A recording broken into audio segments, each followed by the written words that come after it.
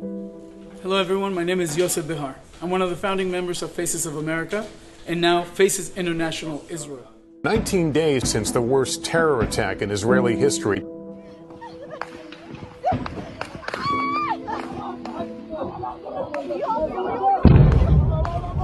I gathered a few of my friends after what happened on October 7th, and everyone stepped up. We have tons of volunteers. We turned this event hall into a distribution center so we can provide supplies, food, and equipment, protective equipment for families of soldiers, and the soldiers themselves on the front lines.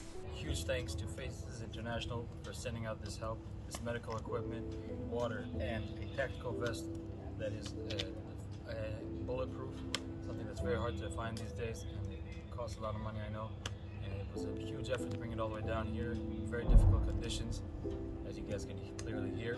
I'm Perry Antelman, and my dear friend Jeff Siedel. Jeff, actually, your name is a legend here in Yerushalayim. Okay.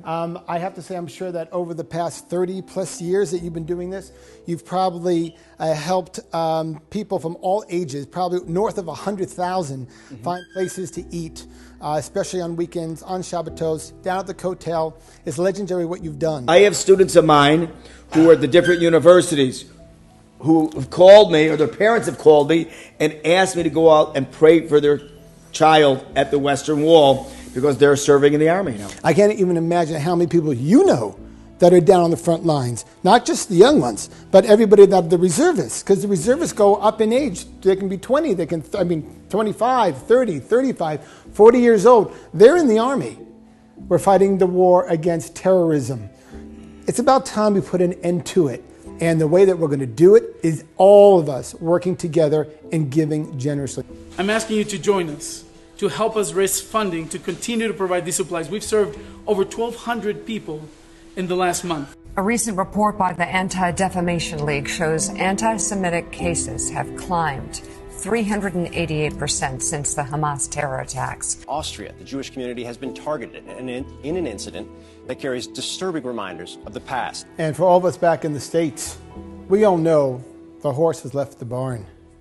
Okay, it doesn't go back in. We know that once anti-Semitism shows and rears its ugly head, it continues. We know that if Israel, Chas v'Shalom, wasn't here, imagine where we would be now. If you're a Jew, this war is against you. And if you're a friend of a Jew or a friend of Israel, it's also against you. We will win this war with unity and with Hashem's help. For such a time as this, we were born. For such a time as this, we're called to step up and to come and help.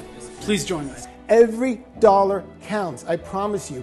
We've been doing this. I myself have been involved with Jeff and others here at the foundation and at the distribution center around the clock. Literally, this hall is open around the clock because that is how bad the need is. But you keep the engine going.